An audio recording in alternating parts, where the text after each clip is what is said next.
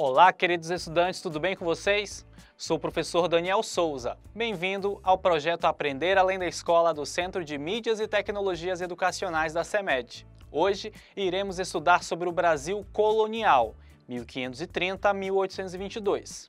Então, vamos lá para a nossa hora de aprender? Na nossa aula de hoje, vamos entender um pouco sobre as formas de organização social e política, a noção de Estado no Brasil colonial. Na nossa aula anterior, falamos sobre o Brasil pré-colonial. Conforme ressaltamos, era o período do Brasil entre 1500 e 1530, antes do Brasil ser colonial, ou seja, se tornar de fato uma colônia. Então, precisamos entender o que é uma colônia. Colônia pode se referir a um grupo de pessoas que deixava a sua terra de origem e se estabelece em outra região, no seu próprio país ou de fora, para povoar, cultivar e explorar uma terra.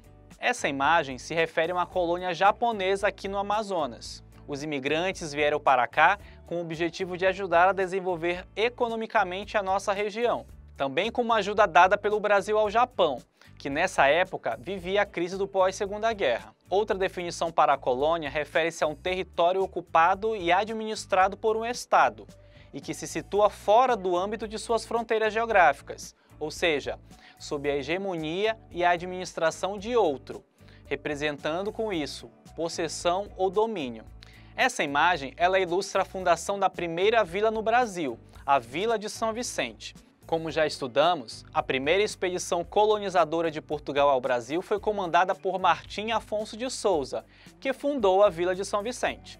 Essa viagem de Martim Afonso de Souza deu início ao processo de colonização do Brasil, ou seja, o território estava sendo ocupado e administrado por um estado de fora, no caso Portugal, mesmo tendo habitantes, no caso os povos indígenas. O território passou a ser dominado por outros, pelos portugueses. Essa dominação era uma prática muito comum dos países europeus sobre outros povos ao redor do mundo. Como não havia um poder institucionalizado e organizado no território, os povos indígenas não conseguiram expulsar os portugueses daqui, o que favoreceu a dominação portuguesa no nosso território. Vamos conhecer como foi esse processo de ocupação que possibilitou essa colonização no Brasil? Nessa imagem, vemos o Planisfério de Cantino, com uma representação do Brasil e do Tratado de Tordesilhas. Esse tratado entre Portugal e Espanha dividia a América em dois, a parte de Portugal e a parte da Espanha.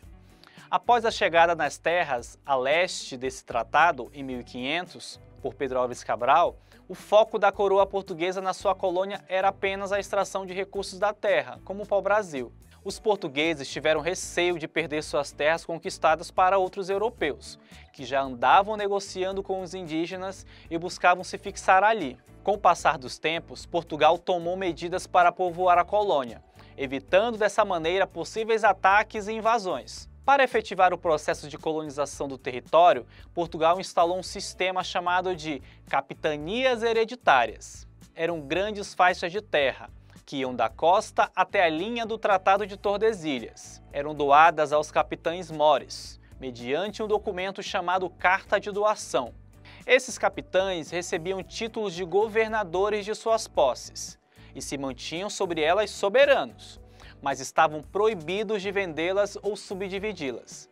As capitanias eram hereditárias porque eram transmissíveis aos herdeiros dos donatários, que seguiam as mesmas regras que eles. Essa estratégia consistiu na divisão do país em 15 lotes de capitanias hereditárias. Como vemos nesse mapa, entre 1534 e 1536, as capitanias estavam divididas dessa forma. Esse mapa é de 2013. Serve para compararmos melhor esse sistema pelo mapa atual do Brasil.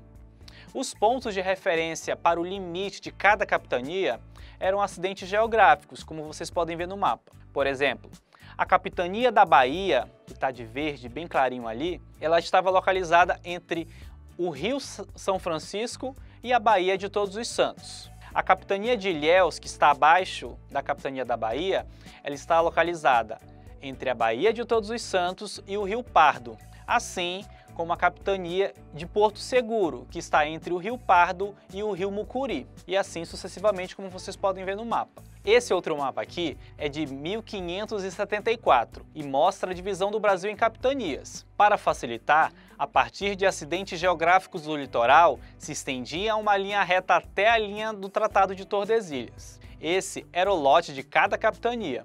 Entre todas as capitanias, apenas 2 tiveram resultados econômicos expressivos de imediato. A capitania de Pernambuco, em virtude da produção de açúcar dos engenhos, e a capitania de São Vicente, em virtude da comercialização de indígenas como escravos. Essa divisão do território em capitanias e o poder dos donatários estendeu-se em alguns casos até o século XVIII, quando a coroa portuguesa percebeu o fracasso do sistema. Esse insucesso pode ser explicado por uma junção de fatores, como a inexperiência administrativa de muitos donatários, a falta de comunicação interna e a dificuldade de comunicação com Portugal, a escassez de recursos para promover o desenvolvimento das capitanias, os conflitos com os indígenas, entre outros motivos. A coroa portuguesa percebeu então que era necessário centralizar o poder da colônia. Portanto, adotou um novo modelo administrativo para substituir e complementar as capitanias hereditárias.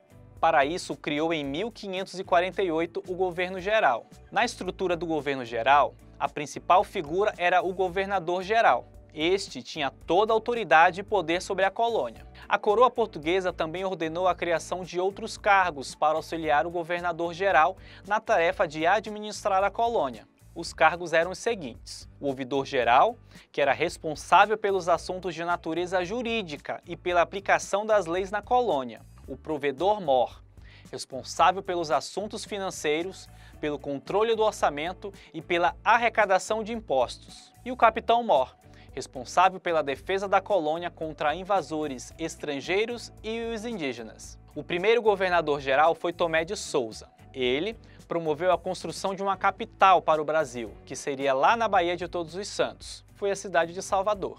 Tomé de Souza implantou uma política de convívio pacífico com os nativos e só permitiu que os colonos escravizassem os indígenas hostis aos portugueses.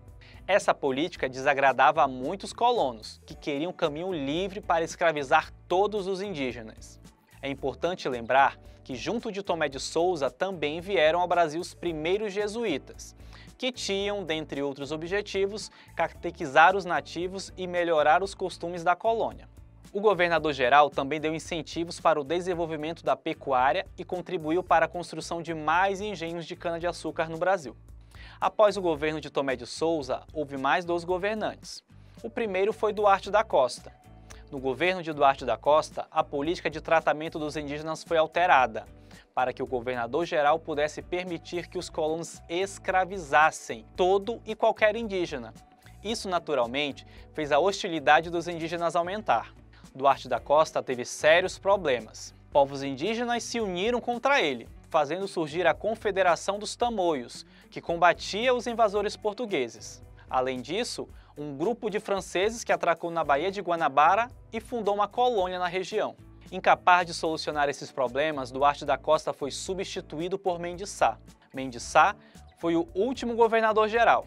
Ele foi responsável por expulsar os franceses, invasores da Baía de Guanabara, com o apoio dos índios tamoios, aqueles mesmos que se voltaram contra Duarte da Costa. Como resultado da expulsão dos franceses da região, foi fundada a cidade do Rio de Janeiro, a fim de proteger a localidade de novas invasões. Mendes Sá passou a intensificar o tráfico de negros africanos, como forma de combater o cativeiro dos índios. Depois que Mendes Sá abandonou o cargo, a coroa portuguesa continuou notando inúmeras falhas na administração colonial.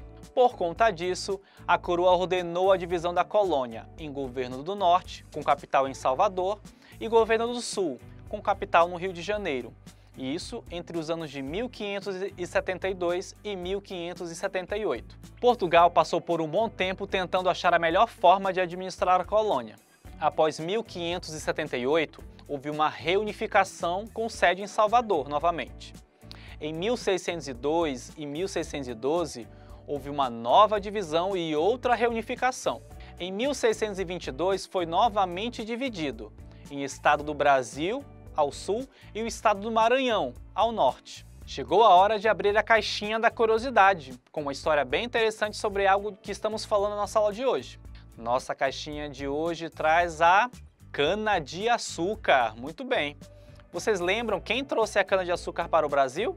Quem disse Martim Afonso de Souza acertou. Parabéns! A partir dali se iniciou a produção de cana-de-açúcar. Essa escolha foi em razão das experiências bem-sucedidas de Portugal em outras colônias, como São Tomé, Ilhas de Madeira, Açores e Cabo Verde. O comércio na colônia era exclusivo com Portugal. Os portugueses utilizaram, a princípio, os indígenas como mão de obra escrava. No entanto, eles resistiram e, além disso, os jesuítas condenavam essa escravização. A partir de então, donos de comércios escravizaram negros vindos da África nos navios negreiros. Os jesuítas reagiram contra a prática de escravidão dos indígenas, porém concordavam com a escravização dos negros. O açúcar representou a primeira grande riqueza agrícola e industrial do Brasil, devido à grande adaptabilidade da cana ao nosso clima e solo. Durante muito tempo, foi a base da economia colonial. Por isso, ela é conhecida como a riqueza do Brasil colonial. As invasões holandesas foram fatos que ameaçaram o domínio português sobre o Brasil. Em 1580, ocorreu a União Ibérica, que foi a unificação entre as coroas de Portugal e da Espanha. A Holanda era parceira dos portugueses, porém inimiga dos espanhóis. Os holandeses haviam investido muito na produção de açúcar no Brasil. No entanto, eles foram afastados dos negócios. Com isso, em 1624, os holandeses tentaram invadir a colônia no estado da Bahia, permanecendo por lá até 1625. Outra tentativa de invasão foi em Pernambuco, em 1630. A presença dos holandeses no Brasil foi firmada a partir da chegada de Maurício de Nassau, em 1637, onde ficou até 1644. A partir de 1645 começou a insurreição pernambucana, com o objetivo de expulsar os holandeses. E em 1649, os holandeses são derrotados na Batalha dos Guararapes. E em 1654, eles se retiram da região. A partir de então, Portugal cria a Companhia Geral de Comércio do Brasil para auxiliar a resistência às invasões holandesas e facilitar a recuperação da economia canavieira do Nordeste. Sua principal atribuição é fornecer escravos e equipamentos aos colonos e garantir o transporte do açúcar para a Europa. É importante lembrar, quando falamos do Brasil colonial, dos bandeirantes. Essa imagem é da pintura A Epopeia dos Bandeirantes, de Benedito Calixto, uma homenagem pelos feitos gloriosos dos bandeirantes. Eles contribuíram muito para a colonização do Brasil. Os bandeirantes tiveram a necessidade de procurar riquezas pelos interiores, dentre eles metais preciosos e mão de obra indígena. Em São Vicente, os colonos iniciam a ocupação do interior do Planalto Paulista. Essa expansão, patrocinada pelos bandeirantes, pode ser observada nos chamados ciclos. O ciclo de apresamento indígena refere-se à obtenção de mão de obra escrava indígena, visando atender às necessidades da pequena lavoura paulista e também vendê-las para regiões próximas. A dificuldade de se conseguir mão de obra africana leva os grandes proprietários a optar pela mão de obra escrava indígena. Ao longo deste ciclo, houve um intenso choque dos bandeirantes com os jesuítas, que tinham por missão a catequização indígena. O ciclo do ouro surge a partir das expedições destinadas à procura de metais preciosos. Os bandeirantes tinham o apoio da metrópole, principalmente após o declínio da atividade açucareira nordestina. A expansão bandeirante desta etapa resultou na descoberta de ouro na região de Minas Gerais, Mato Grosso e Goiás. No ciclo do sertanismo de contrato, os bandeirantes eram responsáveis por recapturar negros foragidos, residentes em quilombos. Os bandeirantes contribuíram de forma significativa para a ocupação e povoamento do interior do Brasil. Porém, foram responsáveis pela dizimação de muitos grupos indígenas e negros, infelizmente. Mas, falando em ouro, será que encontramos ouro nessa mina ainda? No final do século XVII é descoberto o ouro no centro-sul do Brasil. A partir da descoberta do ouro, a coroa portuguesa volta toda a sua atenção para as terras brasileiras. A região das minas espalha-se pelos territórios dos atuais estados de Minas Gerais, Goiás e Mato Grosso e torna-se polo de atração de portugueses em busca de fortuna, aventureiros de todas as regiões do Brasil e escravos trazidos do Nordeste.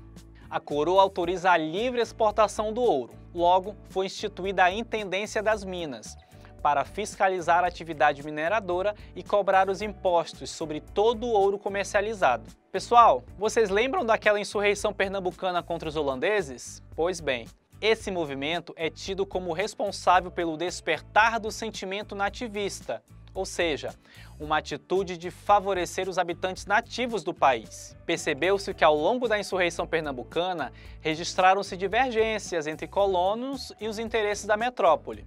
A partir daí, outras rebeliões foram surgindo contra a pressão fiscalizadora de Portugal. Os movimentos nativistas foram de caráter local e não reivindicavam a independência da colônia.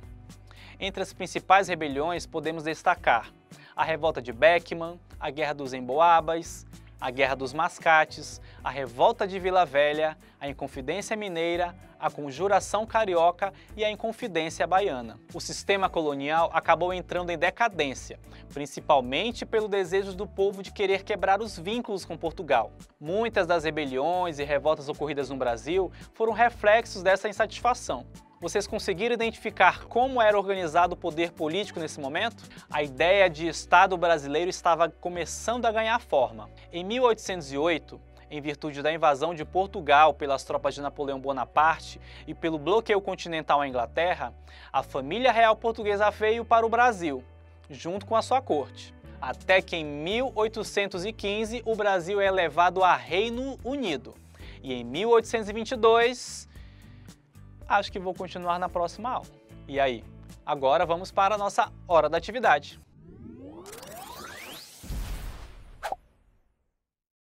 Na atividade 1, temos aí a questão. Para efetivar o processo de colonização do território, Portugal instalou um sistema chamado de capitanias hereditárias. O que eram as capitanias hereditárias? Temos 4 opções e uma delas é a definição de capitanias hereditárias. Letra A. Eram rebeliões que foram surgindo contra a pressão fiscalizadora de Portugal. Letra B.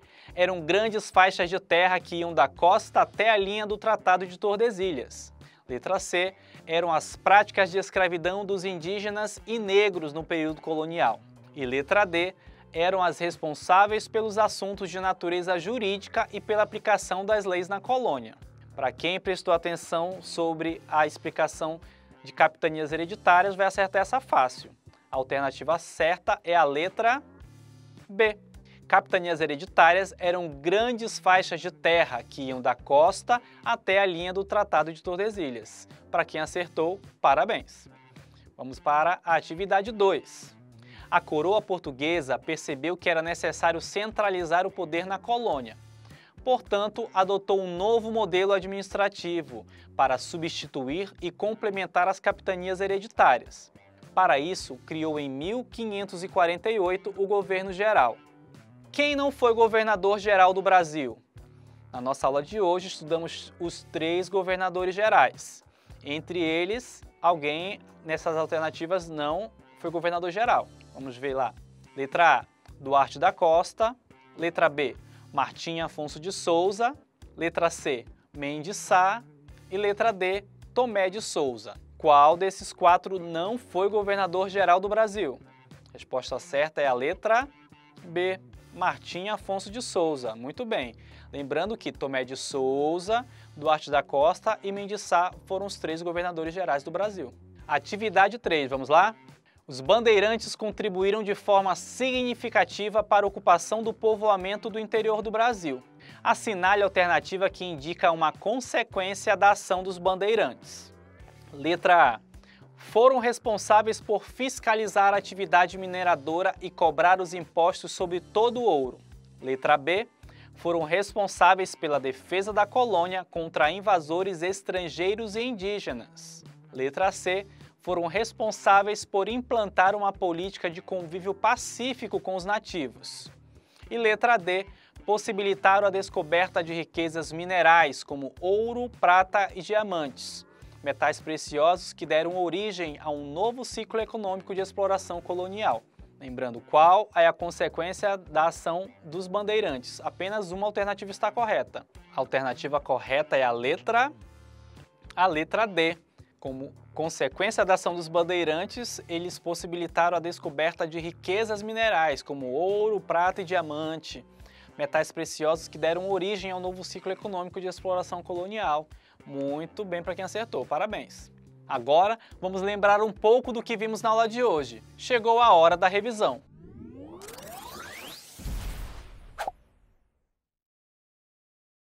Hoje falamos do Brasil colonial. Na nossa aula, trabalhamos a definição de colônia, falamos sobre como se deu o início do processo de colonização do Brasil, falamos também sobre a divisão do território em lotes de terra, chamados de capitanias hereditárias, o que não deu muito certo. Por isso foi criado o governo geral, um novo modelo para tentar administrar a colônia. Falamos também sobre a cana-de-açúcar, a invasão holandesa e sobre os bandeirantes, e o início do ciclo do ouro. E por fim, falamos um pouco sobre a decadência do sistema colonial brasileiro. Na nossa próxima aula, vamos lembrar dessa decadência do sistema novamente. Espero que vocês tenham gostado e aprendido bastante sobre o Brasil colonial. Mas isso não acaba aqui. Te convido a aprofundar ainda mais sobre o assunto. Afinal, é muito bom conhecer a história do nosso país. Aguardo vocês na próxima aula. Tchau, tchau, um grande abraço.